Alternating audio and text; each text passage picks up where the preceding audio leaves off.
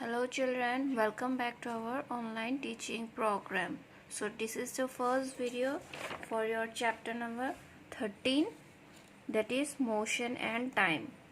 So in this chapter we will learn about what is motion, the states of rest and motions are relative, types of motion, slow and fast, measurement of time, simple pendulum, speed and average speed, uniform motion, the graph paper and its uses, some other distance time graph. So these are the topics which are included in this chapter. So today in this video we are going to learn only about what is motion, then the states of rest and motions are relative, types of motion, slow and fast, and measurement of time. So these are the topic. So now first let's start with our first, that is about motion. Now what is motion? If we look around, we see there are many things like houses, cars, trees, small plant, birds, human, etc. These objects can be categorized into two types. First, the object which do not change their position with time, and second, the object which change their position with time. So the object which do not change their position with time are said to be at rest, and the object which change their positions with times are said to be in motion. So from here we have get to know that if we look around, we can see there are different things are there, different objects are there, like house are there, trees are there, small plants are there, birds are there, humans are there, animals are there. So we can these all different objects, they can be divided into two types, and that division is depend on the rest, whether the object is in the rest position or whether it is in the motion. So when we can say those objects are rest only when the objects they do not change their position with time, then that objects are said to be at rest, and those objects which change their position with that time, they are said to be in motion. So from there we can get to know that what is motion, that those objects which change their position with times are said to be in motion. Then our next is the states of rest and motions are relative. Relative means these rest and motions, these can be only compared with some other reference. Like rest and motions are always relative. A body cannot exist at a state of absolute rest or absolute motion. For example, two persons sitting in a moving bus are at rest with respect to each other, but are in motion with respect to a person standing on the roadside. Further, tree, building, etc. on the surface of the earth appear to be at rest, but in fact they are in motion as the earth revolves around the sun. Thus, there is no object which can be considered to be at absolute rest, hence rest and motion are relative terms. So from here we can get to know that no objects can be at absolute rest or absolute motion. When we say absolute, that means complete rest, or no object or no any body is there which can be completely either rest or completely is motion. They are only the relative terms. We can consider this rest and motions as relative term because we can only compare with some other reference point. So here it has given an example about two person. So these two person, they are sitting in a moving bus. So we can consider with respect to each other that they are sitting at the they are sitting on the bus. But if we compare these two person with the other person standing on the roadside, then we can say that they are in motion, because in the roadside the persons are standing but the other two persons are in the moving bus. So if we compare these two persons with the person standing on the roadside, we can say that they are in the motion. But if we consider these two persons in the bus within themselves, then we can say that they are at the rest. Similarly, we can see that in our surrounding different trees are there, buildings are there, and animal birds or whatever we human beings are there in this earth. We can, if we compare our earth with the sun, then we know that the sun the earth revolve around the sun. So that means what, the earth is moving around the sun. So if we compare these two, sun and the earth, then we can say that this earth is moving around the sun. That means earth is in the motion, it is not in the rest. Similarly, we can also, if we compare passengers in a running train, we see that when a train runs, we can see they cross the different platform. So if we consider those passengers which are sitting in the compartment, if we compare all those passengers with the compartment, we can compare that all the passenger in the rest. But if we compare all the passenger in the moving train with the other platform, then we can see that the platforms are in the standing positions but the train is moving. If we compare them, then we can see that the passengers are in motion. So from this we can get to know that this rest and motion, they are always relative. That means we can only compare with other reference point. They cannot be totally rest or they cannot be totally in motion. Hence, therefore, rest and motions are relative terms. Then types of motion. About the types of motion, you have already learned in your 6th standard. So here is the various types of motions are there. First, linear or straight, in which the object travel in a straight line, they are known as linear or straight motion.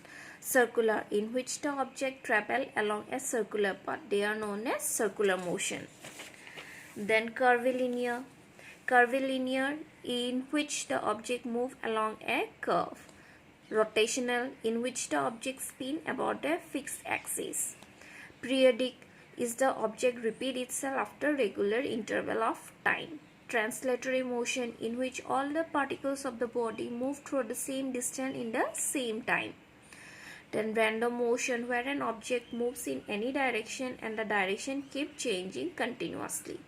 Oscillatory motion is the to and fro motion of an object from its mean position.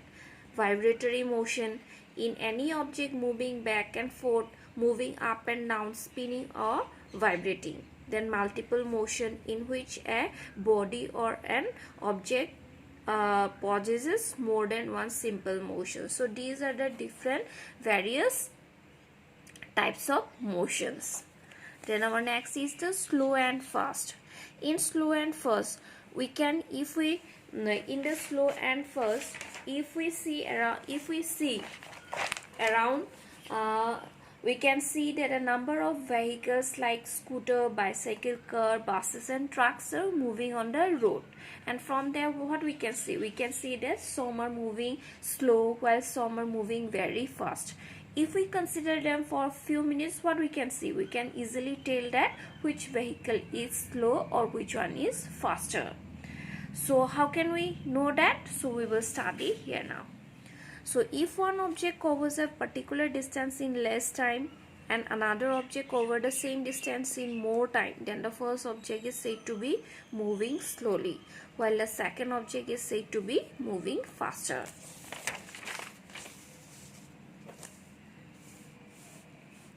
So to know how fast an object is moving, we have to know the following two things. So these two are the parameters, or we can say the condition which is necessary, that with the help of only with this condition we can know that how fast an object is moving. So first is distance traveled by the object, and the second is the time taken by object to cover the distance. So these two conditions, if we know these two conditions, then only we can get to know that which object is faster or which object is slower. Next is the measurement of time. Now in this measurement of time, what we know, we can know then time is this time is a very important in our life. All our daily activities from morning till night are centered around time.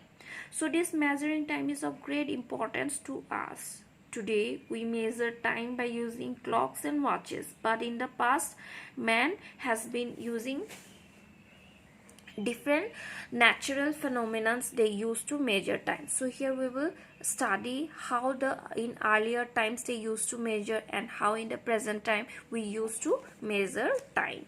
So how time is measured? In earlier time, people used natural events or movements which repeated regularly to measure time. For example, the unit of time used by them was the time interval between sunshine to sunset or to next sunrise, one full moon to another full moon, from one season to another. So these are the natural phenomena. So with the help of this natural phenomena, the people in earlier time, they used to measure the time. But these time intervals could not be used as the standard unit of time. Why? Because the time intervals are long. Time interval change from place to place and from time to time. Now here some of the measuring. In the earlier time, people used different devices to measure the time. So here some measuring devices used in earlier time. First is sundial. In the sundial, they used the position of the sun to depict the time. That means to know the time, they use the position of the sun. So now sundial has a triangular blade fixed vertically on a dial marked with the hours of the day. The sun casts a shadow of this vertical blade on the dial. The position of shadow on the dial gives the time. Famous sundial that still exists today at Jantar Mantar in Delhi and in Jaipur in Rajasthan. Second is the sand clock. In the sand clock, they use the sand to measure the time. Sand clock gives a constant time interval based on the time taken by sand to flow from one glass bulb to another. Then water clock. In water clock, they uses the water to measure the time. Water clock consists of two containers kept at different levels. The time taken by the entire water to drip from upper to lower container is used to measure the time interval. So these measuring devices could not be used to measure time for long because they could not be used to measure small time intervals like minutes and seconds. These devices, these sundial, sand clock or water clock, these are the devices with the help of which they cannot use the time interval they cannot use to measure the small time intervals like the minutes and second. They cannot be measured with the help of sundial or clock. So here this is the diagram. So here it is a diagram of sundial. Here it is the dial. Here the dial markings are there, and this is the triangular blade. So when the sun shines, what happens? The shadow of the blade falls there. So from here they can calculate what is about the time. They can calculate the time interval. So here it is this is the sundial. It is in the Jaipur. Then another is this is the sand clock. So here it is the sand clock. In the sand clock, what happens? Two glass bulbs are there. Then sand is used, sand flowing from one bulb to the another bulb. So the time which it takes to flow from one container to the another, that time they used to calculate the time interval. Then this is a water clock. So in the water clock also two containers are there. One is the upper lower container. So here the water is being used. So the time which is used to flow from the water which flow deep down from upper to the lower container, that time interval they used to calculate the time.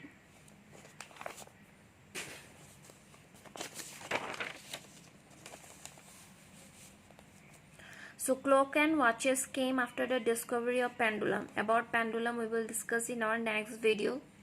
In 1658, a physicist Hugh James used a pendulum clock to measure time. Mechanical wristwatches were then developed by using balance wheel in place of pendulum. Pendulum clock. It uses a pendulum to measure time. Quartz clock. They have an electric circuit. They work with the help of cells. They provide accurate time. Then unit of time. The standard unit of time is second. It is denoted by small letter s. The second is denoted by small letter s. Bigger units are minute, hour, day, year. So these are the units of time. So 1 minute is equal to 60 seconds, 1 hour is equal to 60 minutes, 1 day equal to 24 hours, and 1 year is equal to 365 days. So measuring, next is a measuring time interval. So in the measuring time interval, the time interval is measured by special type of watch called stopwatch. So a stopwatch can be started and stopped at any movement by pressing a button. So in the stopwatch there is a button, so when they press, it can be either started or it can be stopped. So it can measure time up to 1/10th of a second. Stopwatch and clockwatch are used in laboratory for measuring time intervals. They are also used in sports events, etc. So where the stops and stop clocks are used, they are used in sports events than in laboratories. So another interesting fact is that the timekeeping services in India are provided by the National Physical Laboratory, that is, it is in the New Delhi. The most accurate clock in the world has been developed by the National Institute of Standard and Technology in the USA. So now here it is a worksheet for you all. Here it is the worksheet number 1 for the chapter 13, motion and time. 3 parts are there. Section A, very short answer. What is motion? Can anybody be at absolute rest? Question 2, state 2 ancient devices used to measure time interval. Question number 3, what kind of watch is used to measure time interval during sports events? And B, short answer type question. Name the agency which provide timekeeping services in India. Question number 2, name 2 parameters required to know how fast an object is moving. Then in long answer type question, classify the motion of the following as linear, circular and oscillatory motion. Here a cyclic on a straight plain road, a plaque of a sitter, earth moving around the sun as we. So here it has given, you have to classify them whether it is a linear or whether it is a circular or whether it is an oscillatory. So that's all for today. Thanks for watching.